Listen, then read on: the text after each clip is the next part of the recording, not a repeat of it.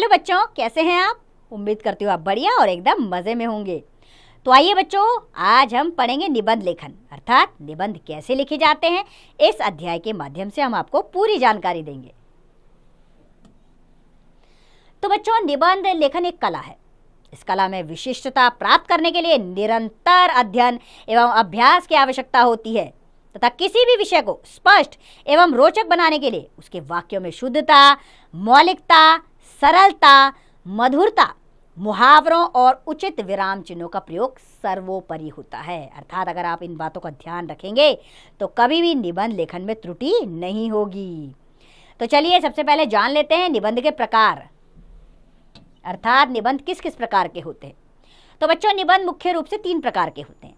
पहले होते हैं वर्णनात्मक निबंध, दूसरे विचारात्मक निबंध और तीसरे विवरणात्मक निबंध होते हैं। तो एक एक करके इनको समझ लेते हैं। सबसे पहले है वर्णनात्मक निबंध। ये क्या होते हैं? तो बच्चों, इन निबंधों में किसी वस्तु, स्थान, उत्सव, ऋतु आदि का वर्णन किया जाता है। दूसरे होते हैं विचारात्मक निबंध। इन निबंधों में समाज में व्याप्त किसी परेशानी या समस्या पर अपने विचार प्रस्तुत किए जाते हैं। और तीसरे होते हैं विवरणात्मक निबंध। इन निबंधों में किसी विशेष घटना या यात्रा का विवरण दिया जाता है। तो चलिए देर नहीं करते और कुछ विषयों पर निबंध पढ़ लेते हैं। तो पहला विषय है निबंध लेखन के लिए हमारा समय का सदुपयोग, जो हर विद्यार्थी के लिए अति आवश्यक है। तो कैसे लिखेंगे आप इसे? लॉस्ट टाइम नेवर रिकग्नाइज्ड, अर्थात बीता हुआ समय वापस नहीं आता। अतः समय का प्रत्येक क्षण महत्वपूर्ण है, क्योंकि संसार की प्रत्येक वस्तु को घटाया बढ़ाया जा सकता है किंतु समय को नहीं। समय ना किसी के लिए रुकता है और ना ही किसी की प्रतीक्षा करता है, बल्कि यह निरंतर चलता रहता है। इतना ही नहीं, खोई हुई धन संपदा तथा सम्मान तो पुनः अर्जित किया जा सकता है, किंतु समय व्यतीत हो जाने पर उसे पुनः प्राप्त करना असंभव है। समय का सदुपयोग ही सफलता की कुंजी है। समय पर किया गया कार्य भविष्य में आने वाली बाधाओं को तो रोकता ही है, साथ ही हमारी समस्याओं को भी सहज और सरल बनाकर सुलझा देता है। अनेक महापुरुषों का जीवन इस तथ्य की ओर पुष्टि करता है। जैसे जेम्स वॉट ने 20 वर्ष तक निरंतर परिश्रम करके रेल के इंजन का आविष्कार किया, जिसके कारण वे विश्व विख्यात हो गए। इसी प्रकार गांधी जी भी समय का बहुत आदर करते थे तथा अपने जीवन का एक भी क्षण व्यर्थ नहीं करते थे।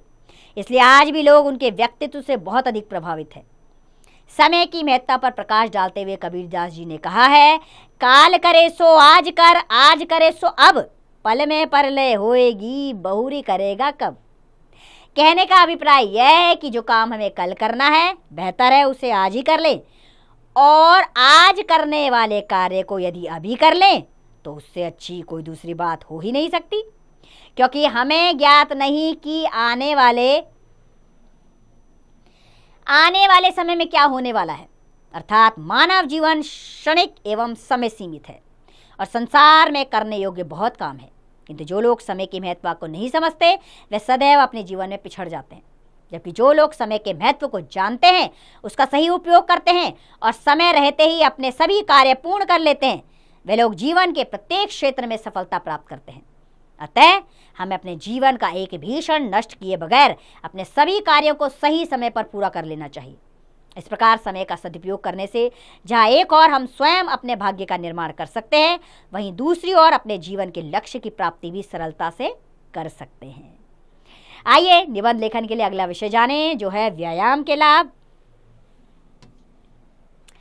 तो ये विषय इस प्रकार शुरू होगा। स्वस्थ शरीर मनुष्य की अनमोल धरोहर है। इस धरोहर को स्वस्थ एवं मजबूत बनाए रखने के लिए व्यायाम एक मुख्य साधन है। अंगों का संचालन करने वाली क्रियाएं व्यायाम कहलाती हैं। व्यायाम अनेक प्रकार के होते हैं, जैसे दौड़ना, टहलना, तैरना, घुड़सवारी करना, नौका चलाना, दंड बैठक लगाना, योगासन करना आदि। इसके अतिरिक्त football, volleyball, cricket, badminton, tennis, kho kho, kabaddi, कुश्ती आदि खेलों द्वारा भी व्यायाम किया जा सकता है। व्यायाम करने से अनेक लाभ होते हैं। व्यायाम करने से जहाँ एक और हमारी शारीरिक शक्ति बढ़ती है, वहीं दूसरी ओर शरीर के सभी अंगों में स्फूर्ति आती है और उनमें रक्त का संचार भी सुचारू रूप से होता है। इसके अतिरिक्त व्यायाम द्वारा भोजन आसानी से पच जाता है, आलस्य दूर होता है तथा हमारा मन उल्लास और उमंग से भर जाता है। इतना ही नहीं, व्यायाम करने से स्वास्थ्य सुधार के साथ साथ उदारता और सहनशीलता आदि गुणों का विकास भी होता है। व्यायाम हम सभी के लिए अत्यंत लाभकारी है। किंतु इसका चयन करते समय अपनी अवस्था एवं अपनी शारीरिक क्षमता का ध्यान रखना चाहिए। इसके अतिरिक्त व्यायाम सदा व्यायाम विशेषज्ञ के परामर्श से ही करना चाहिए। हमें ऐसे व्यायाम नहीं करने चाहिए जिन्हें हमारा शरीर स्वीकार ना करता हो। प्रत्येक आयु वर्ग के लोगों को हल्के फुल्के व्यायाम अवश्य करने चाहिए तथा विद्यार्थी जीवन में युवावस्था वाले व्यायाम करने चाहिए, क्योंकि इस आयु वर्ग में व्यायाम अति आवश्यक एवं उपयोगी होता है। युवावस्था में ही शरीर की आधारशिला बनती है। जो लोग विद्यार्थी जीवन में व्यायाम नहीं करते उनका शरीर बेडौल हो जाता है, स्वास्थ्य बिगड़ जाता है और आंखें कमजोर हो जाती हैं। ऐसे लोग थोड़ा परिश्रम करने से ही थक जाते हैं और किसी भी कार्य में उनकी रुचि नहीं रहती। अतः विद्यार्थी जीवन में व्यायाम करना अति आवश्यक है। व्यायाम करते समय हमें कुछ आवश्यक बातों को भी ध्यान में रखना चाहिए, जैसे प्रातःकाल उठकर खुली हवा में व्यायाम करना चाहिए। व्यायाम करने से तुरंत पहले एवं तुरंत बाद में भोजन नहीं करना चाहिए। व्यायाम की मात्रा धीरे धीरे बढ़ानी चाहिए तथा थकावट प्रतीत होने पर व्यायाम छोड़ देना चाहिए। यदि व्यायाम द्वारा हमारा शरीर निरोगी एवं स्वस्थ रहता है तो उसका प्रभाव हमारे मन पर पड़ता है और हमारे मन में स्वस्थ एवं सुंदर विचार आते हैं। अतः हमें व्यायाम की उपयोगिता एवं लाभों को स्वीकार करते हुए अपने जीवन में इसे अवश्य सम्मिलित करना चाहिए।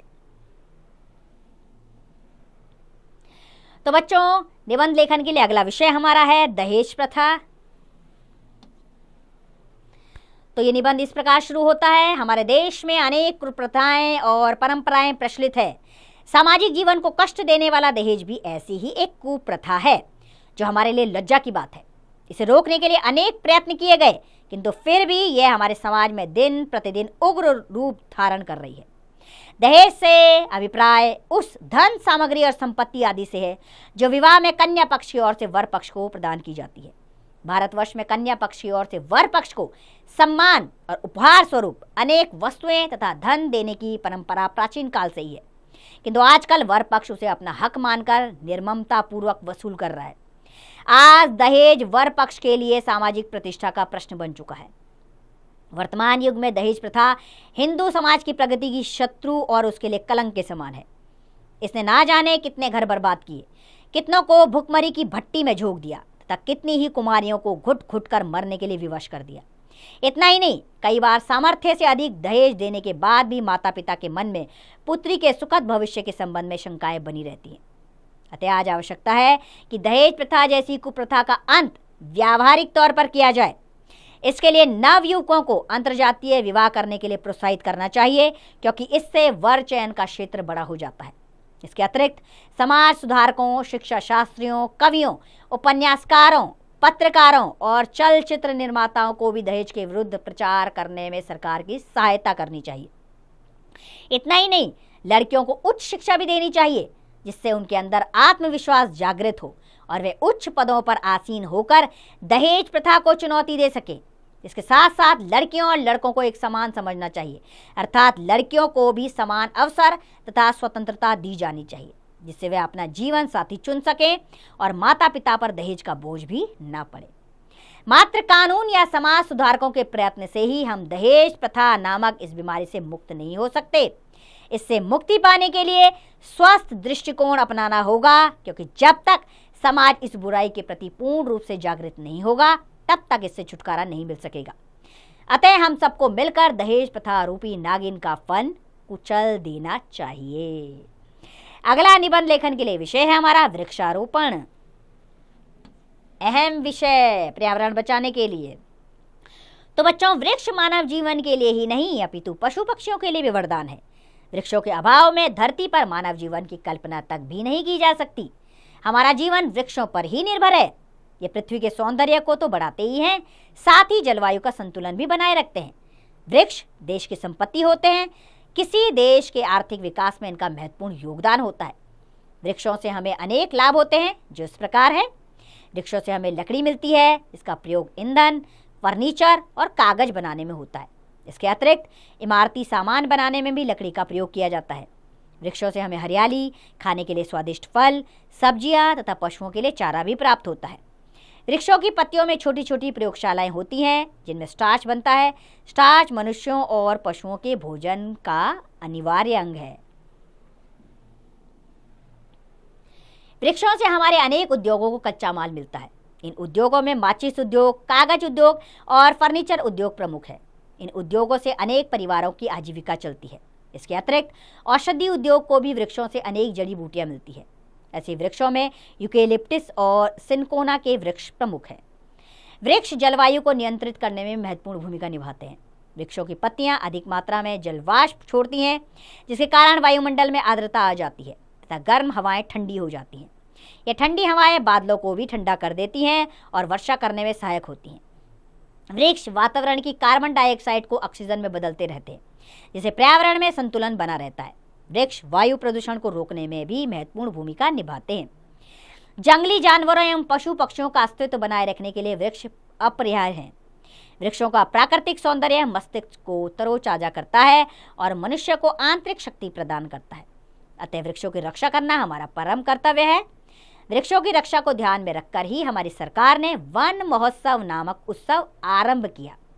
यह उत्सव 1 जुलाई से 7 जुलाई तक मनाया जाता है। इस अवधि के दौरान देश भर में लाखों वृक्ष लगाए जाते हैं। इस उत्सव का प्रमुख उद्देश्य जनता में वृक्षों की रक्षा के प्रति जागरूकता और वृक्षारोपण के प्रति उत्साह उत्पन्न करना है। इसके अलावा भी सरकार वृक्षों की रक्षा और उनकी समृद्धि के लिए अनेक प्रयत्न कर रही है, किंतु जनता के सहयोग के बिना यह महान कार्य संभव नहीं है। अतः हम सभी को इस ओर जागरूक होना चाहिए, जिससे वृक्षों की रक्षा और उनका संवर्धन हो सके। तो देखा निबंध लेखन के कितने विषय पढ़े हमने, लेकिन एक बार आपके अभ्यास के लिए इस अध्याय को हम दोहरा लेते हैं।